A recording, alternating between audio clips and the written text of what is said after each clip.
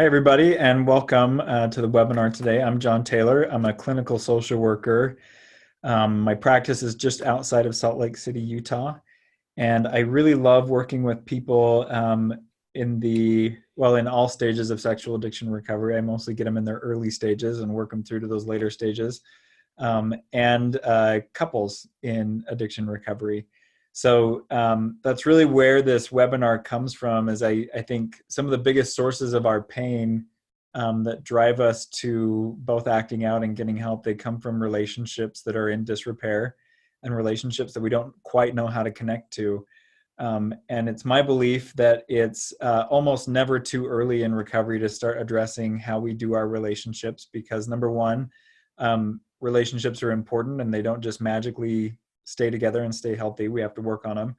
And number two, I think one of the biggest protective factors for ongoing relapse and one of the biggest indicators of recovery is the quality of our relationships. So we can start working on those early to help us have a better shot at the recovery we want. So we just wrapped up a series and kind of a chunk about relationships that's more theoretical, like here's what underlies good relationships. We have, I don't even know how many weeks now. It's probably like 15 or so weeks where we're going to look at very specific skills to use in relationship. And most of these are around skills around conflict.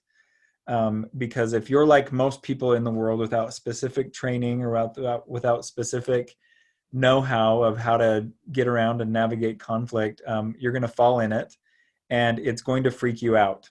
I think people lose their minds when it comes to conflict. They're not sure what to do about it. So over the next 15 or so weeks, 15 or so of these webinars, I'll be giving you some really specific skills around conflict. And the first one today, this has to do with how we start conflict conversations. The first 3 minutes of any conflict conversation they will predict the outcome, not just of that conversation, but the outcome of the relationship in general. So we're going to look at this dynamic of harsh versus soft startup, and what this can get us. So when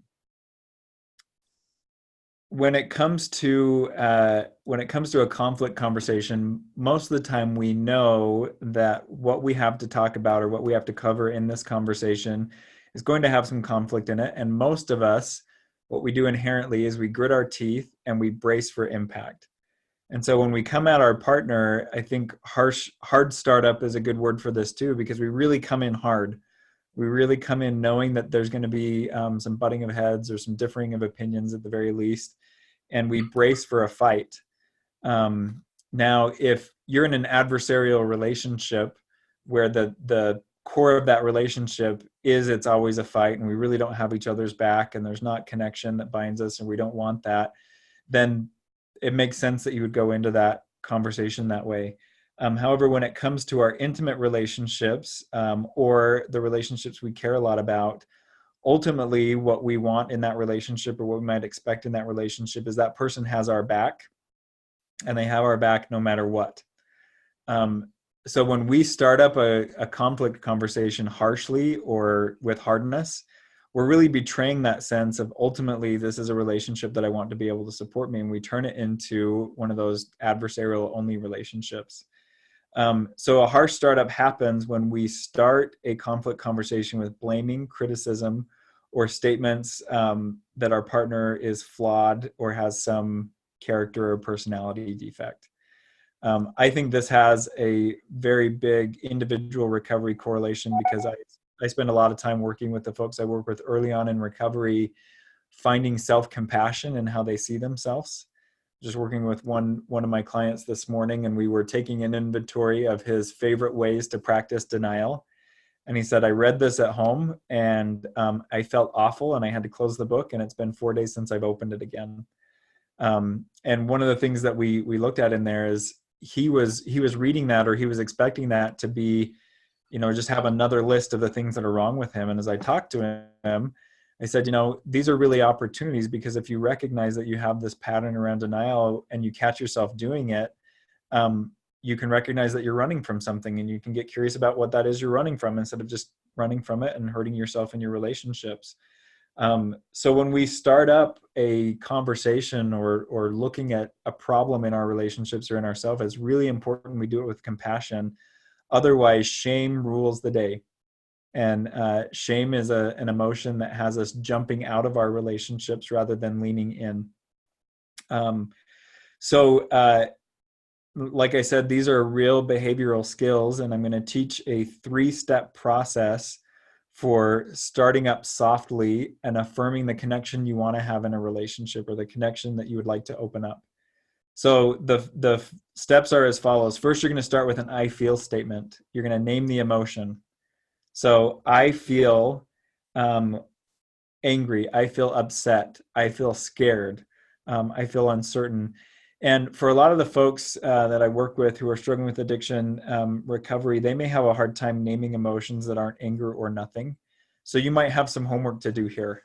You might want to pull out a thesaurus or one of those "How do I feel today" sheets and get to know the wide range of emotions that exist for you. There's a growing body of research that's been getting a lot of press lately that says when we can name an emotion, we can manage it better.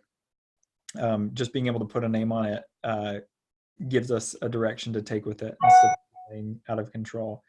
So we start with I feel, and then you name the emotion, and then about. And it's really important in this about that we make it about the situation and not about the person that we are, or the flaws of the person that we're in a relationship with. So I feel upset or I feel forgotten about you not letting me know that you are going to be late coming home from work, or you not letting me know that your plans had changed and now my plans have changed. I feel upset about this lack of communication and now I feel unprepared or now I feel surprised. The about is really important because it gives your partner context for what's going on. And when we can get really good in that emotionally responsible language, it's not about blame, but it's about behavior that we saw, that we observed, things we heard, then we give a real point of feedback about what maybe could be changed or what was not so effective in the way that our partner reached for us. The last part of that is the I need, how you can help me feel better. So I feel upset that I didn't know you were going to be coming home late from work because you didn't communicate that with me. What I need from you is when you're headed home, a text, or when you know you're going to be late, letting me know that you're going to be late. I need to know that you're thinking about how this might impact me. I need you to know that this is going to be upsetting for me. The I need really turns this conflict into a collaborative thing. So if you would like to help me feel better about this, this is one of the ways you could do that. And I would accept your help with that. Because really that's what I see conflict is in a relationship, is it's an opportunity to really come shoulder to shoulder, back to back, and support each other and help each other out. But most of the time we approach it head on. And like I said, the first 3 minutes of any conflict conversation is the biggest predictor of how it's going to end up. So when we can approach it in that shoulder to shoulder or back to back way, hey, I really, essentially in a soft startup, what we're saying is I really value the relationship that we have. I value you, and maybe even some specific things we appreciate. What I need from you right now is a way that you could support me, a way that you could help me is. And so we start with that affirmation of let's work together. I want to pull together with you on this. And then we air whatever our grievance is, or we air whatever our conflict is. And that tends to set the tone for how we're going to do this conflict. So that is harsh startup / soft startup for your relationship skill today. So what I hear you saying is, it was profound when you said that the first 3 minutes predict not only the outcome of what happens in the conflict, but really the course of the relationship. That's pretty telling, and one of those things where I should want to be pretty motivated to make it different. So, to have the optimal results. When you're talking about I feel and name the emotion, I was cracking up because I was like, oh yeah, that was really hard. And even looking at the little faces where they show different things, I'm like, going, what does my face look like? But like getting the definition of different emotions. But like, it feels like it's going to take some intentionality for me to be able to rewind and go, I feel angry because you were late. What I need from you is a text. That, I mean, that, like, what I'd want to do is, I feel really angry with you because you're late. You've been dismissive of me. I mean, it's right, like I could go into the right, stuff that goes along with all of that. So it's not just, you framed it in a, like you said, a soft way. And where I've had to look into, what happened and what do I need to have it be different, and almost taking very is kind of a dispassionate way of putting it out there. Now, I believe that would be a whole lot better met than if I'm going, you don't care about me, you were dismissive of me, and all of those things, because that would put somebody at the defensive. But how do I even get to the point where I can, chill out enough to take that step and put it out there in such a nice, soft way? I think it really takes some preparation and some intentionality. I've talked before about smart recovery tools, and in the Smart Friends and Family program, they talk about this. They call it behavior mapping. And with your loved one, you go through what your standard fights are, and you identify what your role is in that, like what you add to it that escalates it, and then you focus on changing that behavior. So even if your partner changes nothing, you work on a different outcome. And for me, that's what's motivating for me to use this, is because I know in all of my relationships, I have no say in what my partner does. I have no say in what changes there, but I do have a lot of say in what I change. So when I focus on that specific part, my specific part in the escalation of our conflict or the escalation of our disconnect, I would say probably 90% of the time there's a much better outcome. And Tammy, when you talk about and then going off on the laundry list of how I feel dismissed and disconnected, I find with a lot of the couples that I work with, if we start up softly and we kind of watch each other's pace and we keep that connection strong, most of the time we're open to hearing that from our partner. In fact, we want that feedback. Tell me where I'm missing this for you. I'm really trying to show up for you. We're open to hearing that feedback when we know that that's not all our partner has to say about it. When what we can hear in them is this reach, like, hey, I want to be connected to you. Hey, you're important to me. And that's really, I think, what the soft startup allows us to do, is to reaffirm that.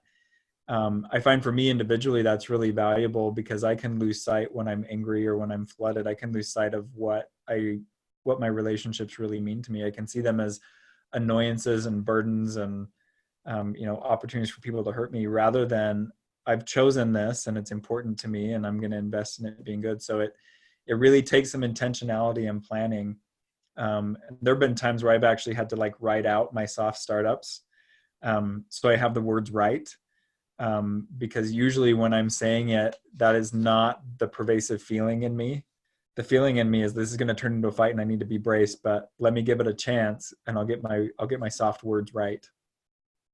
I was thinking, I would think I would have to write this down. So when you said that, I was like, I would have to write it down, because and to read it in the most dispassionate manner, because I'm sure I could get some snarky little, edges in there, even of, what I need from you. I mean, I absolutely believe that so I think for me, even writing it down and saying, uh, this is what I need to say, but also, this is what I'm hoping I convey, is that, this was, and if I'm ultimately working on having, like you said, like taking out my part of what the escalation is, or that I'm working on standing. I love the analogy when you said stand side by side or even back to back. So you've got, the support.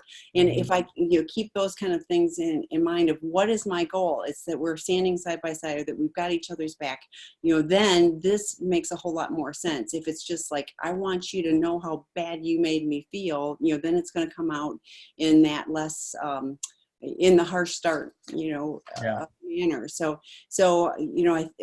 I think all of those would be important for me. I know I would need to write out all of that so that I'm, keeping in mind what it is until I had enough practice so that, it became, until I had enough practice and I actually saw, oh, that actually worked better. We Yep. didn't have this massive fight. It was, we were able to just, to come, like whoever I'm talking to was able to hear what I was really saying, and meet me there versus, and like you said, you can't even expect those results. But I suspect even if it's not with one relationship, if you do this in different relationships, you're going to have positive results somewhere along the line, Yep. and that would be, oh, I'm learning this, I'm practicing this. And so even if it didn't work in every relationship, with those that were willing to step in and show up, that wanted to have a side-by-side or supportive relationship, it would be a positive thing. So Yeah. Yeah. yeah, good stuff. Hard to do, probably. Well, I know for me, like changing, how because yeah, I'm like battle ready, so. For most of this goes against some like biological body level programming. And this is certainly not the course of action uh, I would recommend in every relationship. Again, the premise here is you want to give that relationship the best chance of working collaboratively on solving this problem or this disconnect. So I'm a fan of setting our relationships up to succeed. So you want to look at using this in relationships that's already the stated desire. We really want this. We just may be in some of those like biological patterns where we start up way too defended. Um, but it really is I think for a lot of people when they start practicing these kind of skills, it requires them at some point to kind of go back and unwind some of their beliefs about the world and their relationships to be able to accommodate something that says, even if we have conflict coming, it doesn't mean I have to get ready to fight. That may just be accepting that as, a real part of our relationship, not something that could totally end this or sink us. Well, and I think of, there's the, and this may be a topic for a future day, so stop me if it is, the conflict avoidant, so, while some of us are ready to engage at all costs, and do battle, there's others that are like, I'm going to avoid conflict at all costs. So Mm-hmm. that can be a challenge as well. So. Yeah, this is I think the sad truth of anyone I'm working with who has relationship difficulties and they're avoidant. I tell them that doesn't gel with solving relationship problems. We've got to get at least some assertiveness in there or some willingness to have a bit of a voice, even if it's, in the scheme of things, a little more of a passive voice. You've got to have a voice. And this is, conflict is inherent in relationships because it's how we grow. Well, and it would be, it would be really boring if we all agreed on everything on every level, then it's just,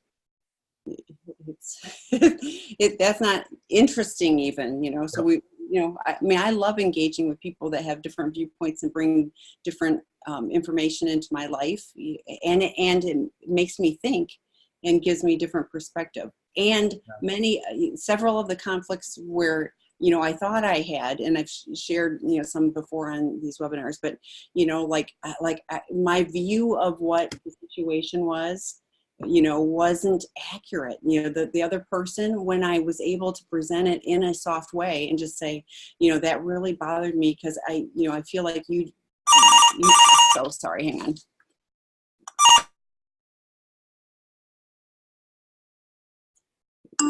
My perception of what they were doing and their intentionality was completely different. And when I heard their intentionality, I was like, oh, you really, you do know me, you do care about me, but that wasn't how I was feeling in the moment. So Yeah, and so I'll put in here that 3-step process I gave for soft startup. That's just one way of doing a soft startup. Something as simple as, hey, I need to talk to you about something that I have a lot of feeling around, and I don't want you to misunderstand that I'm angry with you or that I'm fed up or whatever. I want you to know I really want you to hear me out. So sometimes just that preface of like, just state your intention rather than trying to make it apparent in what you're saying. That's an example of some soft startup. Yeah. Another example might be hey, I need to talk to you about something that's going to be difficult. When might you be ready for that? So that invitation to enter the conversation and to have some time in between, like respecting that we're not always ready for a heavy conversation, and giving each other time to prepare. That can be a soft startup. Expressing some gratitude. Hey, thank you for the way that you XYZ. I really appreciate that. I could use your help with, there's so many ways that we can put that in. And, the research talks about that first 3 minutes. And what that tells me is, while there's some really effective ways to do that in a short sentence, it also tells me you can't spend too much time reaffirming connection, commitment. I want to do this collaboratively. You can't spend too much time on that before jumping into, now this is going to get hard. And yeah, I think there's ways that we can help each other with that. I notice that I always usually talk about my kids in these. I've noticed that with my kids, the more I focus on this soft startup, the more they're willing to hang with it. My 9-year-old, he's out discovering more about who he is. And sometimes we're really, really proud of what comes back. And sometimes we're really concerned. And last week I had to have a conversation with him about something I was concerned about. And it took about 15 minutes of soft startup before he was ready to engage, before I could see, because the cycle with him is, once you mention anything that's in the slight bit critical, he melts and can't take it. So I really went for the long game here, really went softly. And we were able to have a really good conversation that he hung with. And I could see that he was upset and he was defensive, but he wasn't ready to blow out of the room. Because for me, that intention was there, and that making sure we were on the same page before we moved into something hard. It really helps. It affirmed the most important thing I wanted him to leave that conversation with, is that I care about him and I have his back. Not that there's a problem in how he was behaving. That was secondary. And I think in a lot of our relationships, we can get those out of order. We can say the most cruel, thoughtless, gut reaction thing to our partner, and then we can say, but I love you. Or, I don't feel that way all the time. Like, just reverse that. Lead with the support, and get to the conflict after you've established an alliance. You have to be so proud with your son too. It's like, because it is very difficult, but hopefully that's also, something he's learning, that he can do this, and he can, so that's, some personal growth for him as well, as he's, we hope, yeah. I hope so. We'll see how it comes out in the wash. Yeah. Okay, we have a question here. Let's see. Sometimes I talk with my husband about a need and the conversation goes sideways so quickly. For example, I wanted to try the Masters and Johnson somatic touching, and when I brought it up, I was on the defensive right away. He said, I already touched you, so now you're telling me I'm touching you wrong. And it just got worse from there. And in 2 minutes, he shut down my frontal cortex, and I couldn't articulate how they were different. Later on, he thought I was telling him I didn't want to have sex for months. So in the context of what we're talking about in soft startup, again, there's an assumption here that we have two parties that want to maintain the connection and really hear each other. One of the most difficult things I see with folks early on in recovery is often they're more invested in protecting themselves from shame than they are in supporting a relationship or supporting a partner. And so there's that shame protect reflex that no matter how many times you go back and say, that's not what I was saying, I'm not saying that you're doing this wrong, what I'm saying is I like X, Y, this is about me, not about you.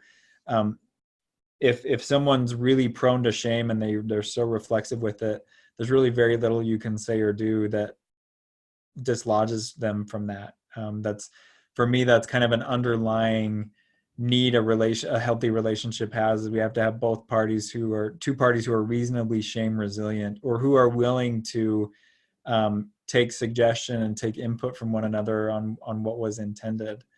And I would say, like, if this is a one-off thing, I tried this once and it didn't work so well, I would say go back and talk, hey, remember when we tried to have that conversation? I want to try that again. However, what I want you to end up feeling in the end is you have a clear road to connection with me.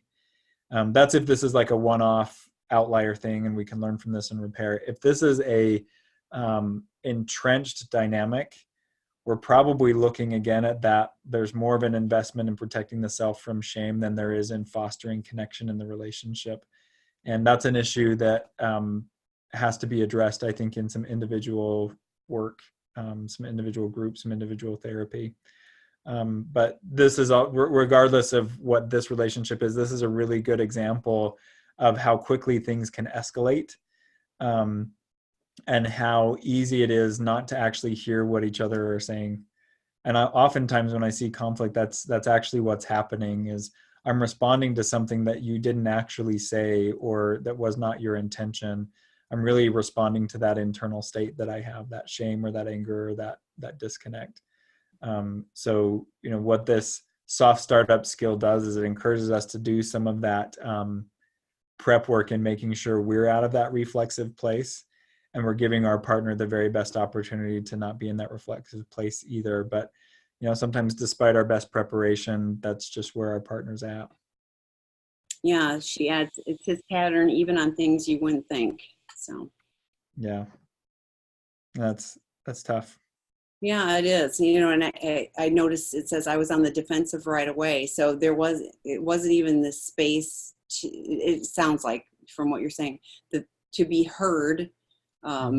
With some things, like I need to hear and sit, and I may be quiet for a moment, because it's because I need to think about things. I don't want to just, retaliate or have reaction. So it is challenging when you don't even get that space to have the conversation. So, other questions or comments? It's a great topic. And, I think about it, like you said, it's not just for our significant others, but, there's so many ways in which, everyone we interact with has potential for conflict. And I saw a really great example of this last week. I started volunteering on this community, the Citizens Board, the Trails Network in the city where I live. And this is my first committee meeting with them, and it's a public meeting, so anyone can come. And it's board members and city employees. And my friend who is on the board, he prepared me a little bit, and he said, because it's a public meeting, like we get some real wackos in there that hijack things. And he was late, so he couldn't point out who the wackos were, so I didn't know what to expect. But at the end of the meeting, this guy just essentially jumps over the agenda, and he starts talking about this issue that he feels is really important, that the board has addressed several times in the meeting and with this individual. And so I'm watching the faces around the table, and about half of the people are rolling their eyes, and they're really like, can't believe this guy is talking. And then this one guy on the board who clearly has a lot of experience, he comes in with the most gentle startup but the firmest boundary. And he says something like, I really admire you. You probably come to more of these meetings than I do, and I'm a board member. And I can tell you've really thought about this. And that, this guy had mentioned his metal detector club, and they go out and they clean up litter on the trails once a week. And he said, I appreciate that kind of initiative. And he gives this soft startup. And then he says something like, what we really need to discuss this fully, we need to make this an agenda item. So why don't you come and talk to me after the meeting, and let's flesh this out and figure out how we can put this on the agenda. Totally, like, the guy feels heard. He stops talking, stops derailing the meeting. And most of the other reflexes I saw around the table, like they wanted to jump down this guy's throat and be like, we've heard this before. So there was this really soft startup and this very clear statement of needs and a statement of the boundary that this guy heard. And I reflected on that in preparation for this, that I think it was the success of that was really in the way this guy started up, the way he started intervening, how soft he was in that versus how hard he was. And he did end up setting a really hard boundary, but he didn't this guy was going off in this direction at 180 miles an hour, and he didn't just put up a wall and stopped, and he helped him turn and slow down. And yeah.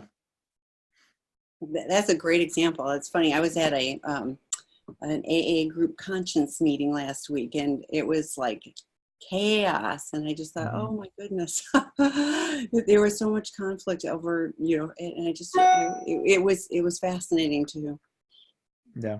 watch, shall we say. Okay, so here's another one. I know I have no control over my husband's choices, and I recognize that he is only as honest as he chooses to be. So knowing this as a partner, how do I let go of worrying about what he may or may not do? How do I step back and just accept what is until I know otherwise? Is there any advice you can give us partners about how we can feel safe in this possibly unsafe situation we're in? Big question, I know. So. Yeah. I really appreciate this question, because it gets to what I think is um, it's a little bit of a simplification of what it means to let go. Letting go is not caring. Letting go is not being active. It's not actively working to provide safety for ourselves. I think what letting go means is we let go of the outcome. Meaning, if we're convinced that whatever relationship we're in is going to be a relationship that lasts forever, and that's the only acceptable outcome, there's certain actions that we may not be willing to take, like actions that could jeopardize our connection, or actions that could upset our partner with boundaries. If we look at this as, hey, this could go any way, and it depends on me, and it depends on you, and it depends on the work that we do together, we have a much more wide open playing field, and we can select options that are appropriate for us, or that work for us better from situation to situation. So a couple things I look at here in this letting go, if surrender is actually an active process where it's identifying what we can and can't do, and we're committed to doing what we can, and recognizing a boundary in what we can't do. One of the things we can do is we can state very clearly what we need and what we will and won't accept. From day one of discovery, there's a behavioral disclosure going on with your partner.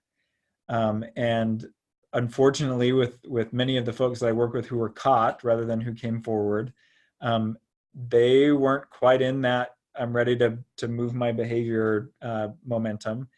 And they may continue in that even after they know that you know and that you're hurt. And that tells you something. So when you can set those clear expectations, like, hey, I really need you to, it would bring some peace of mind for me if I knew you were in a recovery program. I need you to find a therapist. I need you to find a group. I need you to be doing something to better your situation. The letting go isn't this, they'll do whatever they're going to do. It's they're going to do what they're going to do, and that gives me information.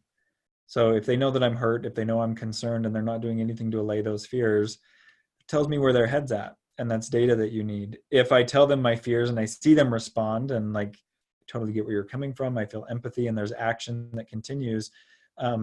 After that, while there may still be a lot of uncertainty because there's no guarantees, that may provide some hope, or that may provide some data that says, maybe this person can respond to my needs. Maybe this person can step out of their addiction, their destructive behavioral pattern, and they can move into something that's supportive of both of us. So I think identifying what you can do, what you can give, the very clear boundaries you can have, that's one of the ways you withstand the uncertainty. I think also having a really good plan around the what ifs, and I wouldn't recommend you spend all your time in the what ifs, but it might do you some good with a sponsor or support person or a therapist to spend an hour or two in let's look at maybe some worst case scenarios, and what is it that I would do in there? What fears would I have to face? What would I need to get in place? I'm working with a couple right now where there's some abuse dynamics, and I've talked with them overtly about that. One of the husband's big hangups with his wife is every time that she's been hospitalized, they've recommended the local domestic violence shelter, and they've recommended this with him in the room, and they're very upfront about it, and he gets angry, and when they get home he tears up the referral and things like that. So we talked about that, and I said to him, you need to understand that regardless of what you think you've done or not, your spouse doesn't feel safe, and she needs options. So if she feels like she's got to run for whatever reason, would you rather have her run with no plan and no safe place to go, or would you rather know that she has a safe place to go with people who can help to ground her and help talk her through options and make sure that she's going to make good choices, not just be impulsive? Would you rather have that, or would you rather have her going out in an elevated emotional state trying to figure it out? And he said, well, now that you put it that way, I think I'd rather have her go to a safe place. And so he took the referral. They contacted me. That was her homework over the weekend.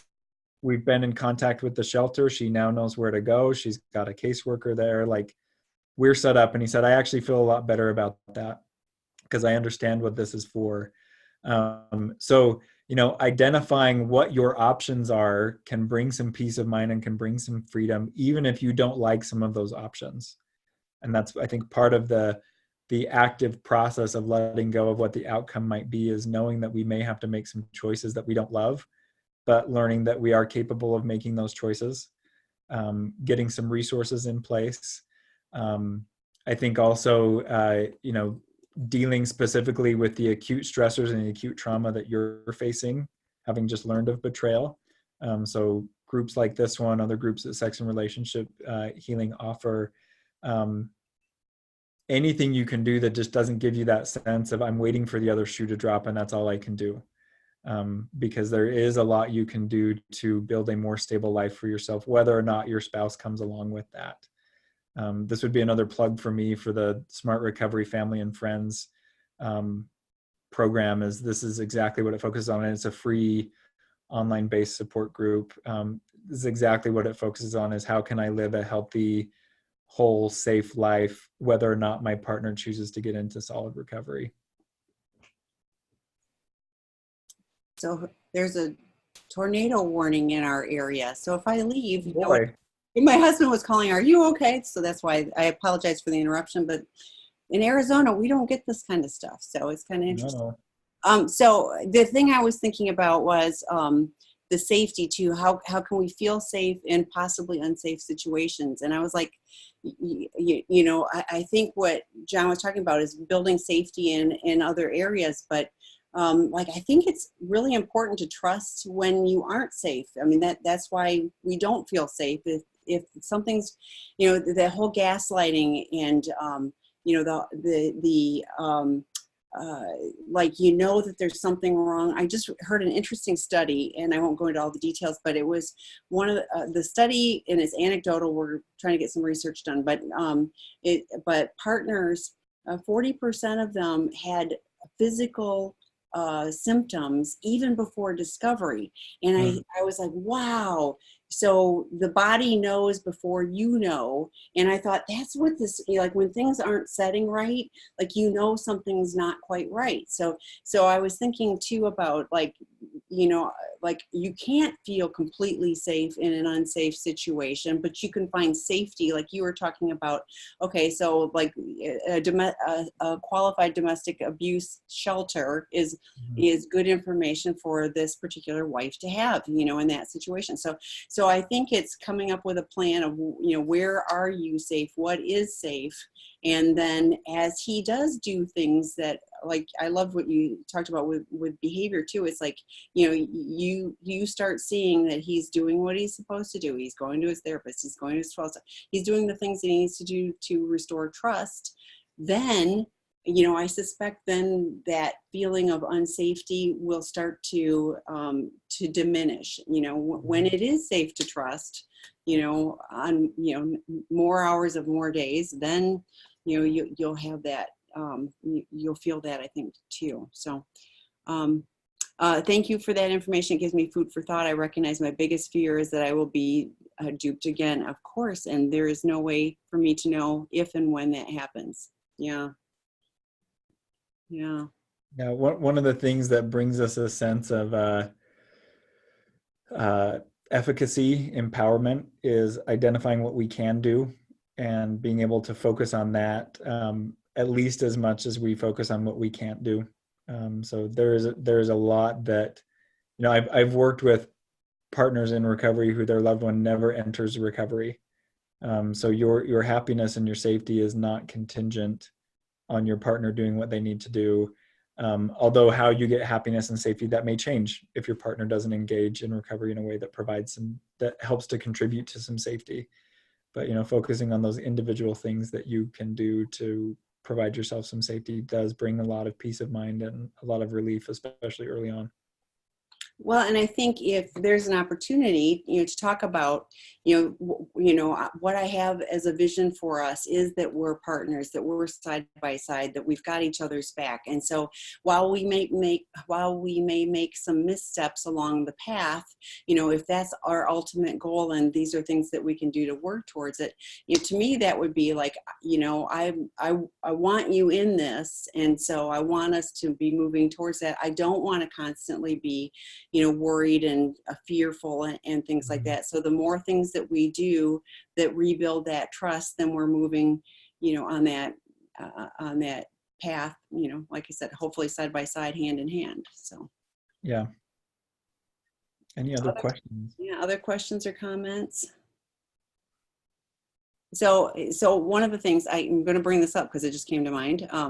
For people where it's a couple where you're kind of struggling with communication, or how do we navigate all of this? We've talked before about the couples workshops, and Paul Hartman offers those, and it does give you a really solid foundation on which to build, just for that particular thing. Not that it fixes everything, but it gives you a safe place in a few days to really address that. So if anybody's looking for those, the October one is filled, so the next opportunity would be November, but the couples workshop at Seeking Integrity Los Angeles, you can see more information on seekingintegrity.com. But that, I think is a really good place to try to work on some of these things, and including conflict, getting practice with other couples. There's a limit of up to 4 couples, but getting practice within a contained, safe area and seeing, how to navigate that is, pretty useful. So. Yeah, definitely. Okay. Other questions, comments? Well, then I think, especially since there's a little weather warning, we're going to close this one up. And so Sharon O'Hara will be on. Dr. Rob is in Australia, and he presented this last weekend at a conference. And so Sharon O'Hara will be on at 5 p.m., subbing in for Dr. Rob, 5 p.m. Pacific time. So join us there tonight if you are able to. And lots of other, I've got a couple new drop-in groups that are in formation. So watch the sexandrelationshiphealing.com website for new opportunities. So as always, thank you, John. And until next week, we'll see you then. Thanks, everybody. Bye. Bye.